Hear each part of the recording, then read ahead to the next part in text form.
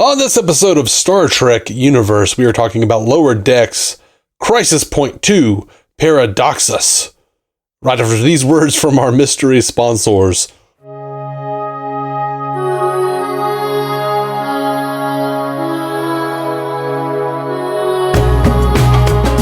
Welcome to Star Trek Universe, the podcast where you get to listen in as two lifelong friends do what they've been doing since they were 6 years old, talk about Star Trek. My name's Matthew Carroll. I am David C. Robertson. David. Yes. Caesar Robertson. What? Just coming up with a fake middle name for you. Is this like foreshadowing to you stabbing me in the back? Et tu, Mate? It's foreshadowing of your transporter clone dying of asphyxiation. Okay, can I say, I guess we're getting into this episode. Sure, why not? We watched this Lower Decks episode. It's the Crisis Point 2.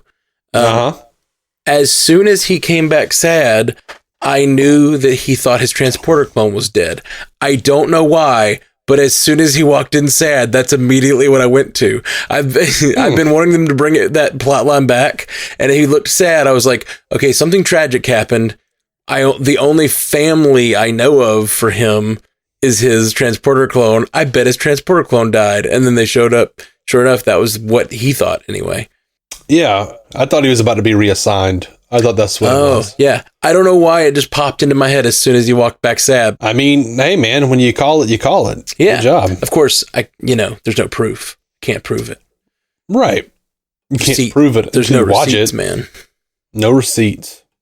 It's not like, see, that's the thing. I hate when a great, like little nugget of call like that happens, but it's within the episode. And then I go to podcast and I'm like, I promise I called it. Yeah. No one believes you. Right. Yeah. No, of course not. No one. Why would they? Why should they? I know. I'm a liar. We've got it on tape now, you son of a...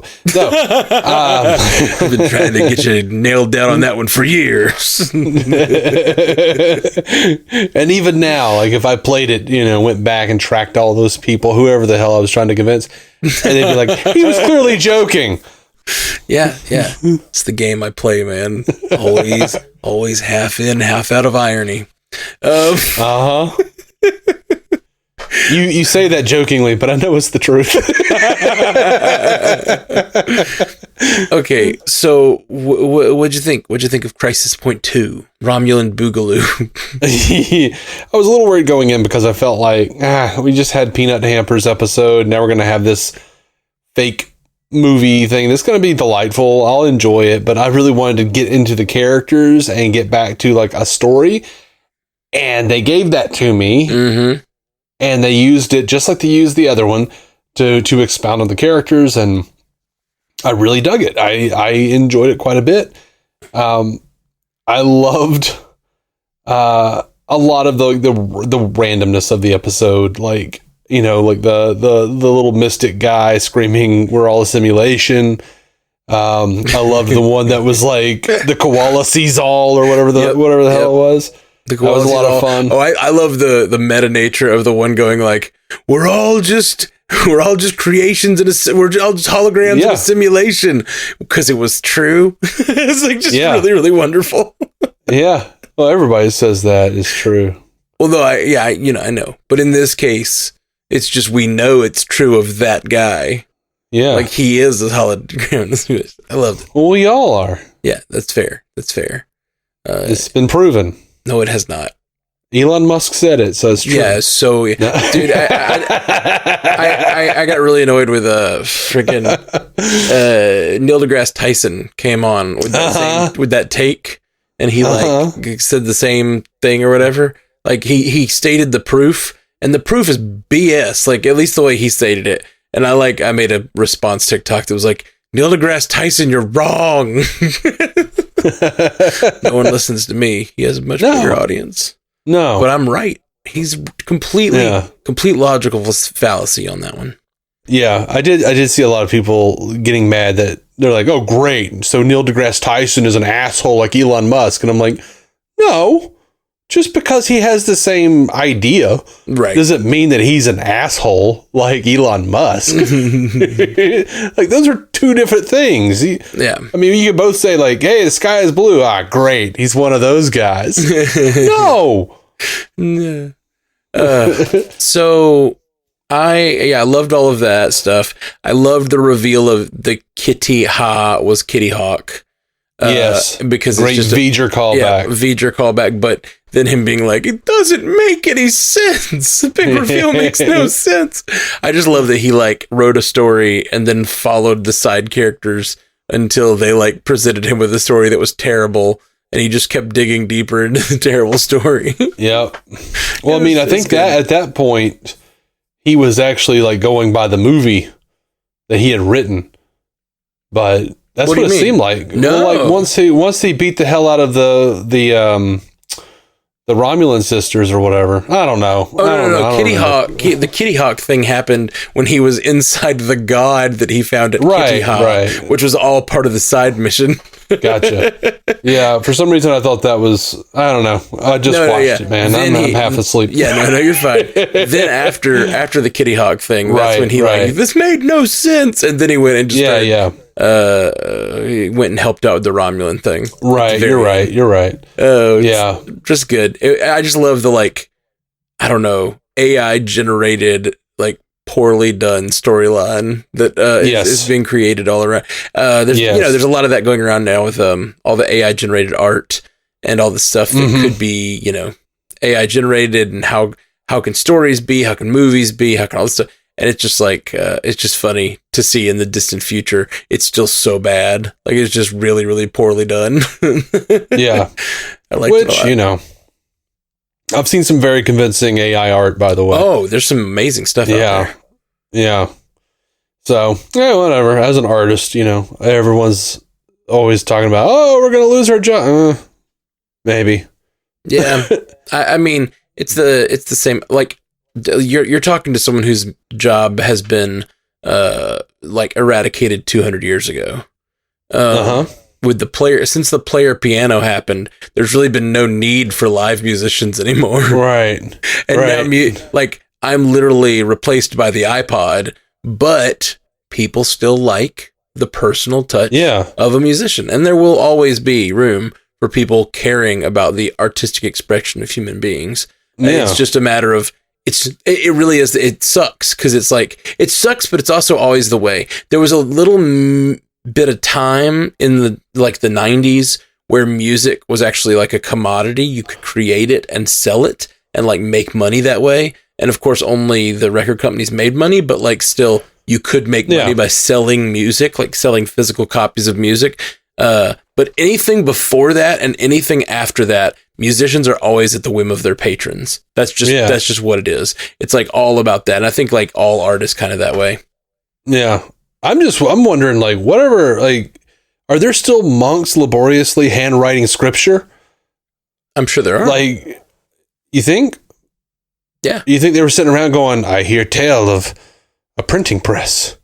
Oh no, I think they're probably still doing it as part of their like their religious rites or whatever. But I don't think they're probably doing it intentionally because they think it's the only way to copy the word. Right. There are those at some points in religious history that believed it was the only way to copy the word. Like the Bible was only to be copied through the way they did it back in back in the ancient times. And I'm sure there are still people who do it that way and go, this is still the only true word, but whatever. But like, before the printing press, that was the only way anything got published, and it was always religious texts and whatnot because control. Anyway, tangent. Sorry. No, I'm with you. Fully with you. So this episode of the show, the other plot line was a lot of fun.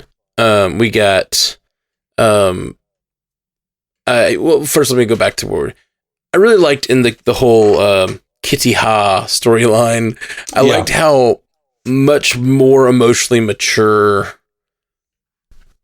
Boimler and Mariner's relationship is. Mm-hmm. Because I feel like a previous season Mariner would have heard about it and then just tried to cheer him up. Yeah. Or something like, look, your story is great. See, ha ha ha. And like, but she just says like, I heard about William. And like, there's just like a touching thing there of like a friend reaching out to a friend and being like, hey man, I heard about this and I'm so sorry. I know you've got to be hurt and that's got to be weird. Would you want to talk about it? Or like, what is it's just, her understanding what he needs to do in this weird offshoot storyline, but also, just attacking the problem directly because they have that kind of relationship after that feels really earned, honestly. And it really does feel like it's in a different place than it was 2 seasons ago. Yeah, I agree with that. I think that was solid. Yeah. And I loved, Tindy and her, like, I was a little like, where is this going?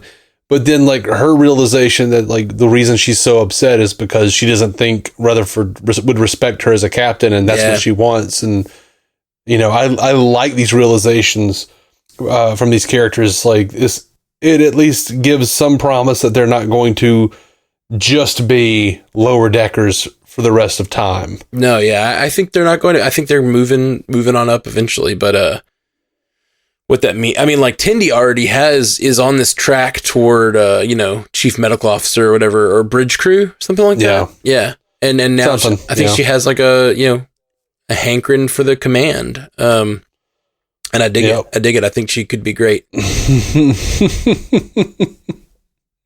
I think this show has become, it feels, and I may be wrong, it feels like this show is becoming much more, early on, it felt like it was all Mariner and Boimler's show a little bit, and Tindy and Rutherford weren't as well flushed out. But I feel like in this season especially, it feels like a very much like a four-hander. Like they all have like episodes that focus on them, and they all have plot lines that are pushing forward, and I just dig it. Yeah. I think it's becoming a really good ensemble show. Yeah. I have a question for you. Do you think the William Boimler Section 31 is going to line up with the conspiracy plot going on about Rutherford? Ooh, interesting. I don't know. I definitely got Section 31 vibes from the Rutherford stuff, so it's possible. Yeah. That's a good thought. It's a good thought. It is interesting. We've got these two major conspiratorial things going on. I kind of want it to, because that would tidy up some things, but also like I feel like they're leaving a lot of threads dangling that could continue to be a thing next season. Like I'd be very cool with just hearing more about what Section 31's doing in this time period, and like, what it looks like to become a new member of Section 31, all that. I'd love like a whole couple episodes from his perspective. I mean, I want to see that version of Boimler and what's going on, Yeah, I already love that.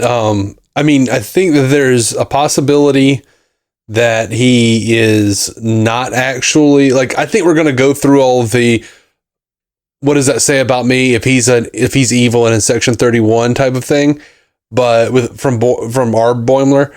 But I'm wondering if William is not, if this is a fake out and William is actually just infiltrating like Bashir did, Section 31 to get to some deeper meat, Possible. And maybe I suspect, because it's a little too much, I feel like, to like fully merge the Boimler 31 with the conspiracy with Rutherford.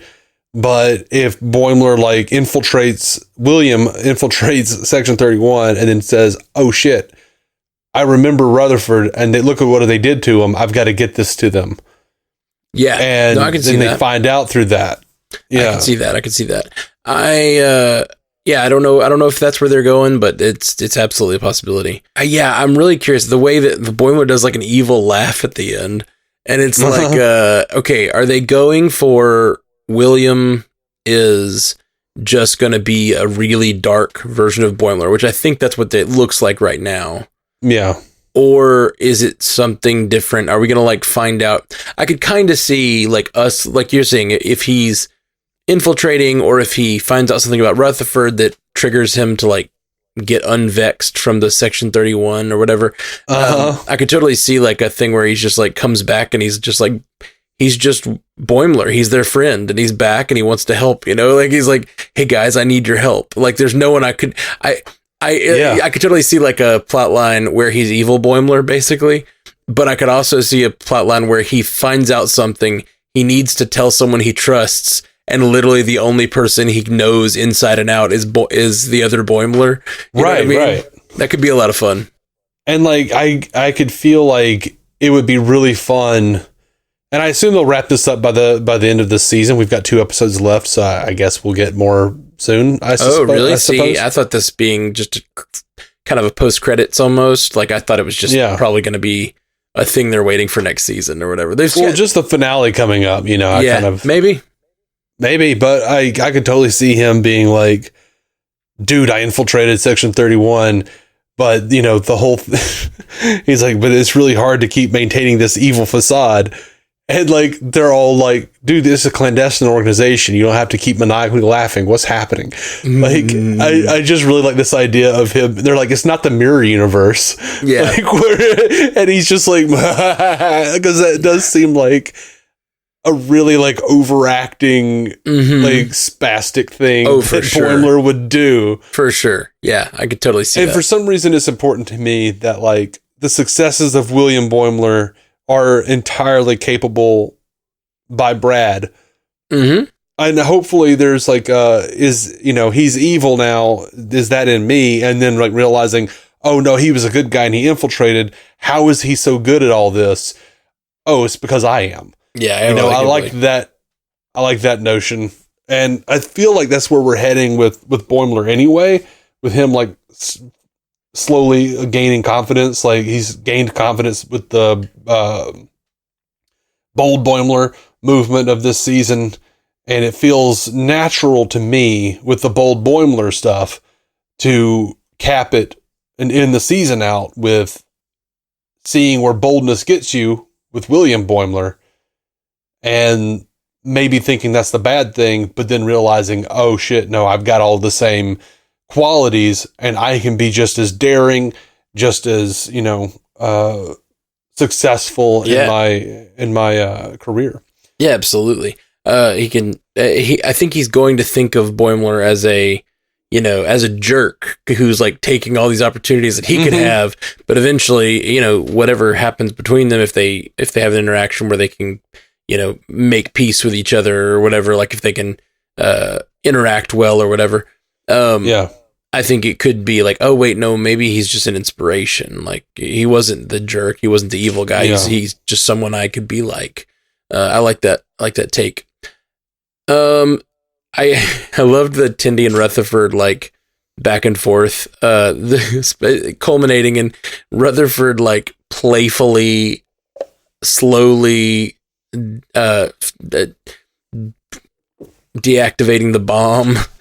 That looks like the Romulan bomb from Nemesis. Yes, it did. I thought it was going to do the same thing. I thought it was going to do the Nemesis, like, whatever, acid rain bomb. I thought I was going to do that, which would have been nice. And I was so aggravated because they were, like, there at the birth of the Federation, and Archer is down there. I'm like, dude, Mike McMahon just said he was trying to figure out a way to get Enterprise cameos in. Yeah. Well, dude, I feel like we've buried the lead. I feel really embarrassed, honestly, that we've talked for almost 20 minutes and we haven't mentioned return of George Takei as Sulu, like that's huge. Like we haven't had that since what? 6? Star Trek 6? No, it was the Voyager flashback episode. Unless you count the fan series. Sure. But still, he showed up again. In proper canon, George Takei coming back as Sulu. I think that's very cool. It is cool. And it was a nice moment for him and Boimler. Mm-hmm. Now the horsey bites. So that was wonderful. I keep looking for, you remember that interview question we heard? I think it was the actress who plays Mariner talking about Boimler and how there's a joke this season about Boimler's heritage that made them think differently about Boimler forever. Do you remember that? I do remember something like that. Yeah, it was just this quote from that actress. And we kept Tawny Newsome. Yeah, we kept talking about different possibilities. We had a bunch of theories of like what that could be. And I keep every time I see something, and one of the theories was that he was a Kirk. Like maybe we find out his like Kirk on his mom's side or something like that, right? His mom's maiden name was Kirk. And then when he like got into that dream sequence and he walked up to a stable and it said Kirk on the side, I was like, were we right? And no, we weren't. But I just like, I keep looking, almost every episode, I keep looking for the answer of what that line is that's going to like reveal something about his heritage. Yeah. Well, okay. First of all, I love the fake out that he saw Kirk's mailbox and then it was Sulu, and it was really fun that it was because Shatner and Takei have this feud that's been going on for years. Well, they also went to the third moon of Shatnaria. Did you notice that? Yeah. Yes, I did. I also noticed and loved the main planet they brought up. First of all, the Tatashore 9 was named after the guy that Fred Tatashore, who does Shax's voice. Oh, and fun! About a third of every other voice acting job in the animation.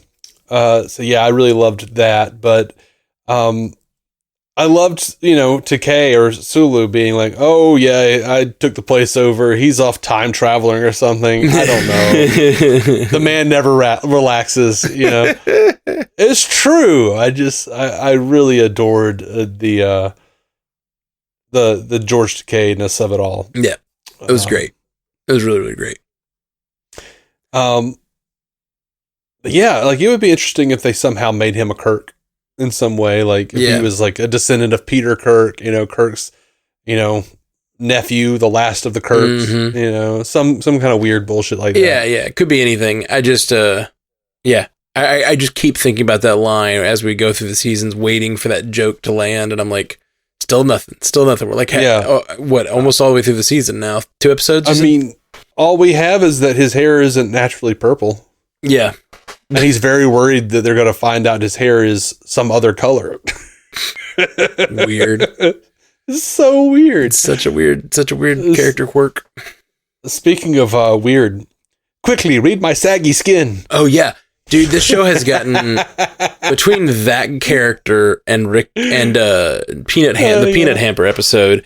This show has gotten more and more Rick and Morty these last 2 episodes. It just felt the Kitty like AI generated like logic trees and shit. That felt so Rick and Morty. That's straight out of the mind of Dan Harmon or whatever it felt like. Yeah, it felt like so was Knick Knack to some degree. Yes, like, Knick Knack, absolutely.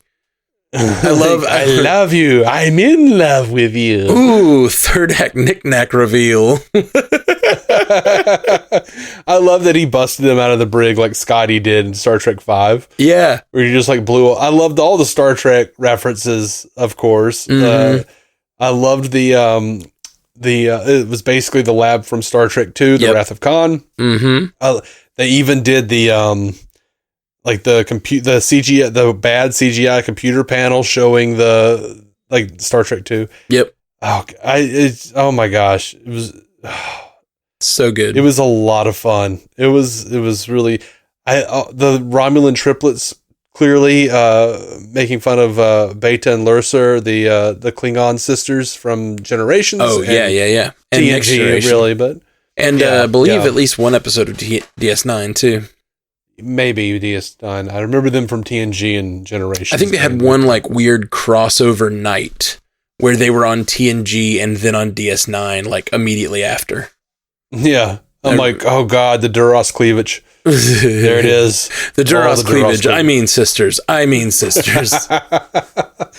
like the Romulan sisters all had like massive cleavage, so. Yeah, it was definitely a reference. Yeah. I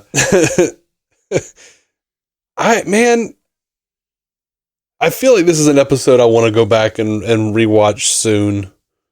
I loved the line where they're like, "Don't tell me we have to go back and assassinate Kennedy," because that is not happening. That is a reference to like Gene Roddenberry wanting to go back and kill Kennedy in the movies, like, or to save Kennedy. You mean? Well, yeah. Or did he want to kill him? I think he wanted to save him, but I think it's a reference to him wanting to go back to Kennedy like over and over again. They're like, no, we're not doing that. I loved the 80s punks. The one with the boombox. The one with the boombox is a reference to that 80s punk with the boombox. Or every 80s punk in any of those movies. Like, I feel like it was also a reference to Terminator, you know? Yeah, but I feel like it was pretty, I don't know. I guess just because, especially because they just brought that actor back in Picard to play the punk again. I was like, that's that punk, I bet. Maybe so. I don't know. Like, what else you got, man? I got nothing, man. I think that's about it. It's fun episode. Good character development, good jokes. The dude that loves Ransom. He leaned against the warp core and they wheel him in and he's like, twice in one day? Not again. Twice in one day. What a dummy. I love it. I love that joke so much. Yeah, I love it too. And I love that like all of his, he's got all of his best friends and like none of them are that guy. Like, remember he showed the picture of his best friends, like Matt the Whale. I just love that they have he has these 3 best friends or 4 best friends or whatever, and we've never seen any of them. I thought that was really fun. Well, we've seen Honus the bartender. There's Nurse Westlake and Matt the Whale. And yeah, we've definitely seen Matt the Whale. But Stevens wasn't in there. And that's hilarious to me. Yeah, that is really funny. But yeah, so I really enjoyed all the references to the movies. I love the Star Trek V God reveal. There's always a catch with these gods. Yep. We got an email from Stu Little. Oh, sweet. Do you want to get into that? Yeah, man. Read it to us. Or just say, screw you, Stu. Screw Stu. Just kidding. No, never. Unless he asks real nice. What? I'm open. Stu says, what an upgrade. Hey, a couple of trailer related thoughts. This is from our NYCC coverage. Yeah.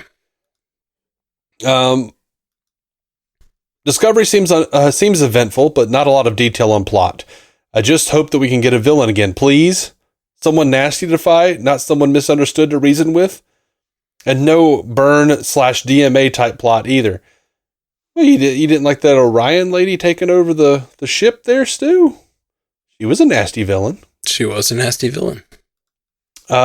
says, Prodigy Season 2. I mean, mid-season return looks fun and expansive to what came before in Season 1.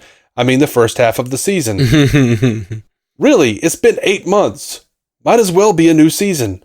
I am relieved that when Dals asked, you know where I come from, the response was, not where, but who, instead of not where, but when, because of 2 of the fudging main characters on this show had been tied up in some time travel stuff. Lower Decks.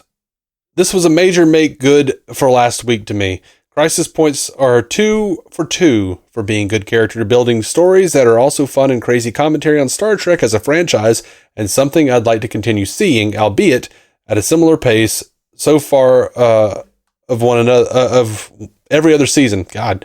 Lots of great stuff all around, managing to balance the 2 different plot strands really well and a number of individual things to enjoy, like Rutherford's irreverence to it was very entertaining. Whoa, those graphics are mind-blowing. Kelvin timeline jokes. Yeah. Oh my God, the Kelvin timeline joke. That was really great. That was so good. Us being played by younger actors, that seems scientifically dubious or whatever. Yeah, like even for science fiction, that's a bit of a stretch. Naming the main planet in the story after Fred Tatasciore, also the 3rd moon of Shadonari. Yes, good job. We got that too. Yeah, Doc, you really want to avoid using that many made-up words in a row. I'm going to follow this old man's skin map and I'm going to find some answers. Time travel stories would be more palatable in Trek if they focused on Federation history rather than Earth history. Give me a story that shows us pre-logic Vulcan when all the population were amped up hotheads.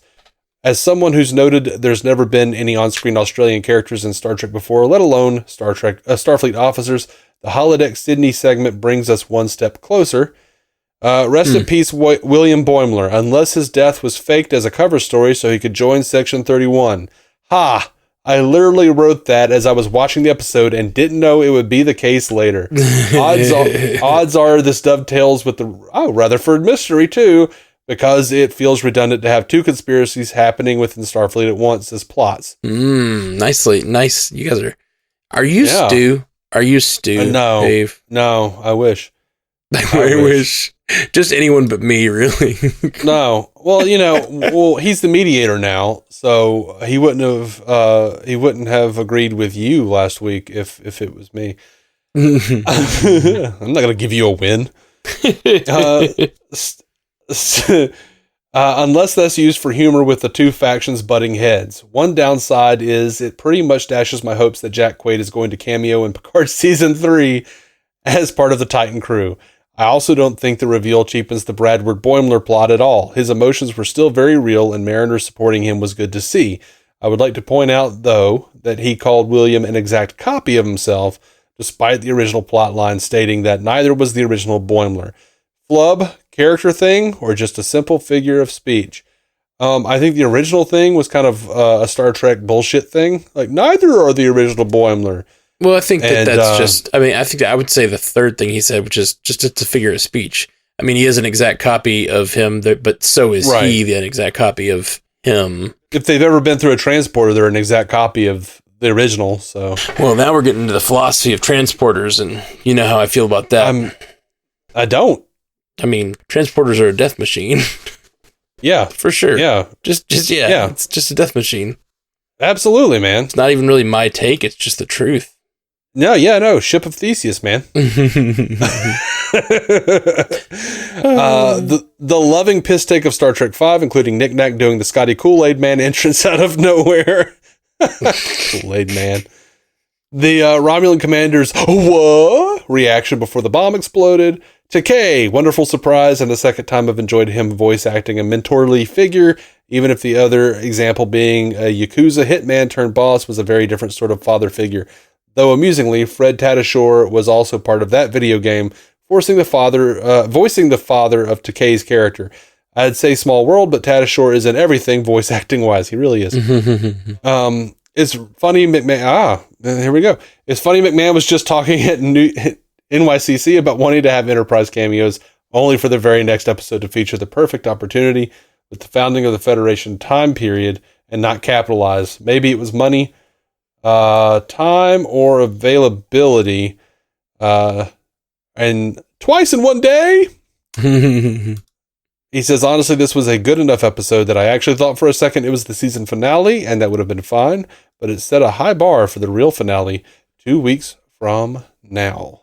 Thank you, Stu. Yeah, all good thoughts. Gosh, all good thoughts. Many of them mine. So that's fun. Pre-read. Dave pre-read. I did not.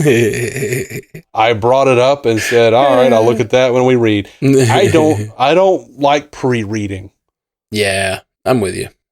I generally don't either. Every once in a while I regret it because I'll read something on the screen and I'm like, we should have cut this one, or we should. Yeah. But and of course we could edit it out, but I've already done the work of reading it. Yeah. And talking. That's why a lot of times when I'm reading Stu's email, I sound like I read like a fifth grader. Where I'm like, mm-hmm. God, I should have skimmed this. Well, thank you, Stu. Thank you for the feedback, bud. Yeah, we'll be back, guys, soon. We're gonna go ahead and get off of here. We got 2 more weeks of Lower Decks, and then something else coming. Prodigy. Yeah, that's gonna be fun. End of October is Prodigy. Gonna be a lot of fun. All right, well, we'll be back, guys. Jolan True. Live long and prosper. Thank you for listening to the Star Trek Universe Podcast, a Stranded Panda production. If you'd like to hear more from David C. Robertson, check out the DC On Screen podcast or maladjusted.tv for his web videos. If you'd like to hear more from Matthew Carroll, check out the Marvel Cinematic Universe podcast or listen to his music. Just search for Matthew Carroll anywhere you get music.